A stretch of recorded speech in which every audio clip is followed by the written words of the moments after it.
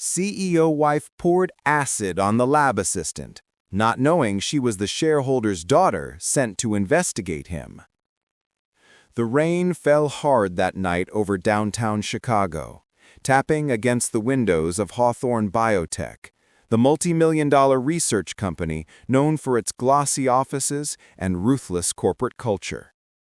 Inside the building, Emily Carter, a quiet lab assistant with warm brown eyes and a gentle voice, worked alone in Lab 4. She always stayed late. Nobody knew she was actually there for a very different reason. Emily wasn't just another assistant. She was the hidden daughter of Margaret Lewis, one of the company's major shareholders. And Margaret had sent her into the company undercover to investigate a string of suspicious financial activities involving CEO Daniel Hawthorne. Emily had promised to keep her identity secret, even if it meant blending in with people who barely noticed her. But someone noticed her tonight.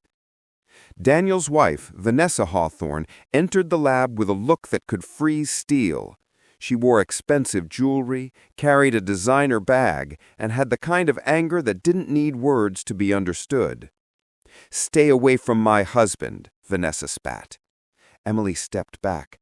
I don't know what you mean." But Vanessa wasn't listening. And in one horrifying second, everything went silent.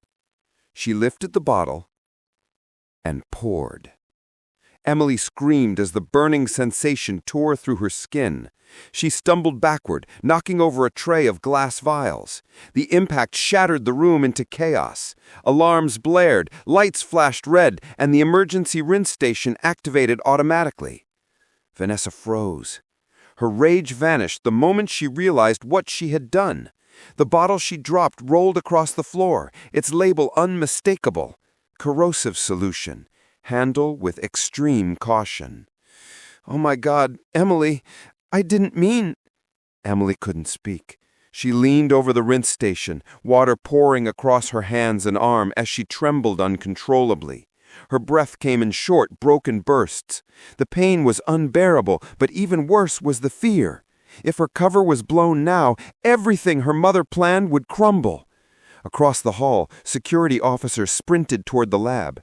Vanessa panicked, grabbed her bag, and fled through the side exit before they arrived. Within seconds, the room filled with people. Security, a medic team, and senior staff. One of them, Dr. Lucas Grant, the head of research, and one of the few genuinely kind people in the building, knelt beside Emily.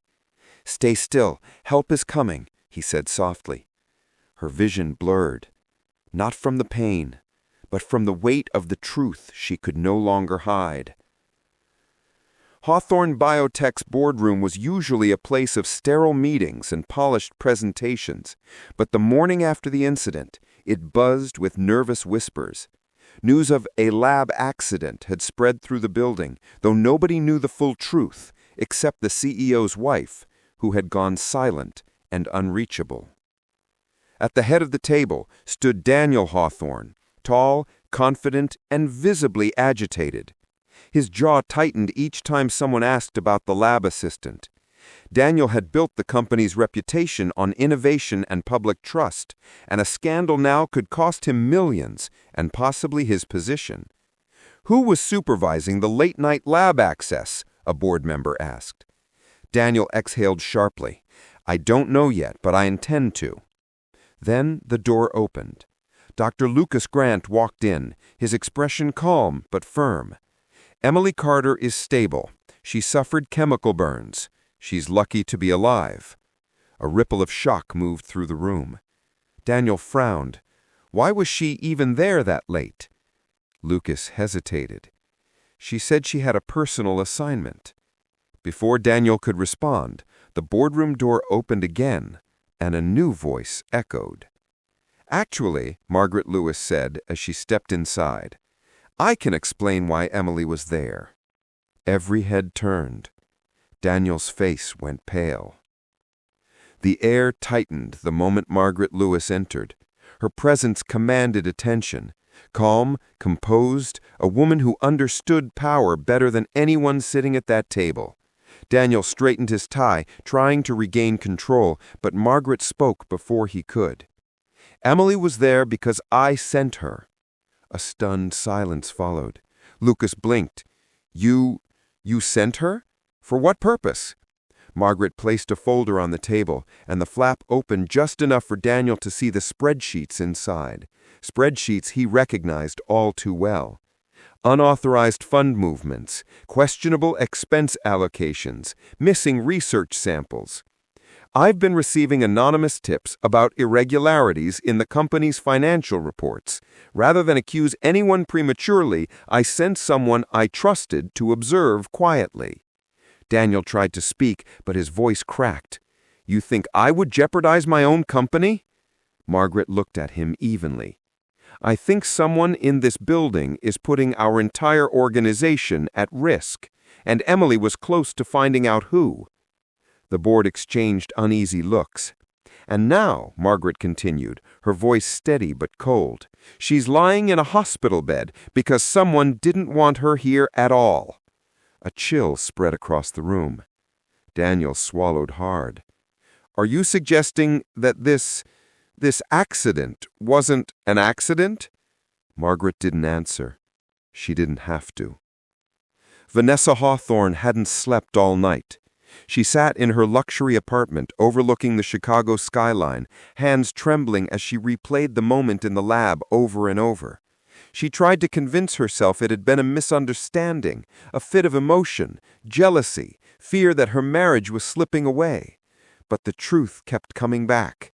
She had poured the acid, and now an innocent young woman was in the hospital fighting through pain because of her. Her phone buzzed. It was Daniel. She let it ring. When it finally stopped, she buried her face in her hands. She knew why he was calling. She could already predict the conversation, the anger, the disappointment, the questions she wasn't ready to answer. A knock sounded on her door. "Mrs. Hawthorne, Chicago PD." Her heart dropped. Slowly, she opened the door. Two officers stood there politely but firmly. "We need to ask you a few questions about an incident that occurred last night at Hawthorne Biotech." Is she alive?" "She is, but she was able to speak briefly. She said someone confronted her moments before the attack." Vanessa felt the room spin. This was it. Everything she'd tried to hide was coming to the surface. Emily woke in a private hospital room, sunlight spilling through the blinds. Her arm was bandaged, and the pain still throbbed, but her mind was sharper than ever. She had to act. Time was running out, and the truth about Hawthorne Biotech needed to come to light. Dr. Lucas Grant sat beside her bed, a gentle hand on her shoulder. "You're lucky to be alive," he said quietly. "The chemicals could have caused permanent damage." Emily nodded. "I know. But now, I can't waste time. My mother sent me here for a reason. I need to finish what I started." Lucas's eyes softened. "You're brave, but you also need support. Vanessa Hawthorne, the CEO's wife, attacked you. That complicates everything." Emily clenched her jaw. "I didn't come here for revenge. I came here to expose corruption. The acid, it was meant to scare me. I won't let it stop me." Lucas frowned. "And if people find out about your identity?" "I don't care," Emily said firmly. "If my cover is blown, so be it. The company's wrongdoings are far worse than what Vanessa did. Someone has to make sure justice is done, even if it costs me personally." The hospital phone rang. Emily picked up. It was her mother. "Emily, are you ready for the next step?" Margaret's voice was calm, but a storm hid beneath it. By late afternoon, Hawthorne Biotech's boardroom buzzed with tension once again. Daniel Hawthorne sat rigidly, attempting to maintain control, but the stakes had shifted dramatically. Emily's identity as Margaret Lewis's daughter and her mission to investigate the company were now known to the senior staff. Margaret sat across from him, calm and unyielding. "I trust you understand the gravity of this situation, Daniel. she said, her voice precise. "I cannot allow personal attachments to jeopardize the company." Daniel's jaw tightened. "This isn't personal. Vanessa, my wife, she didn't mean to—" "Your wife assaulted an employee," Margaret interrupted, her eyes piercing, "and that employee was sent to expose the truth about your company. Do you understand the implications?" Daniel swallowed. The room seemed to close in around him. Every board member was watching, measuring his every reaction. Emily sat quietly, her arms still bandaged, her gaze steady. She had expected fear, intimidation, or pleading. Instead, she felt a strange calm, the kind that comes when justice and truth finally have a voice. Lucas, standing near the back, leaned closer. "No matter what happens here, Emily, you've already started something bigger than any of us." Emily nodded slightly, gripping the edge of her chair. "Some battles aren't fought with fists. Some are fought with courage." And this battle was just beginning. Vanessa Hawthorne sat alone in the interrogation room at the police station, the harsh fluorescent light making every detail of her luxury silk dress seem stark and ordinary. She hadn't slept in 2 days, haunted by Emily's screams and the realization that her impulsive act had almost ruined a life. A detective entered, sliding a file across the table. "Mrs. Hawthorne, we need the truth. Why did you attack Emily Carter?" Her hands trembled. She swallowed hard, tears forming. I thought she was trying to destroy my marriage," she admitted. I didn't know she was anyone important. I panicked." The detective studied her for a moment, then asked, "Do you understand how serious this is?" "Yes," she whispered. "I understand now, and I want to make it right. I didn't mean to hurt her, but I realize now that I've caused more damage than I ever imagined." Her voice cracked. "I was blinded by jealousy, fear, and pride. I'm sorry." For the first time, Vanessa felt the weight of responsibility fully settle on her shoulders. The woman she had attacked wasn't just a lab assistant. She was the daughter of the person who held the company's future in her hands, and Vanessa's actions might cost more than she could ever repay.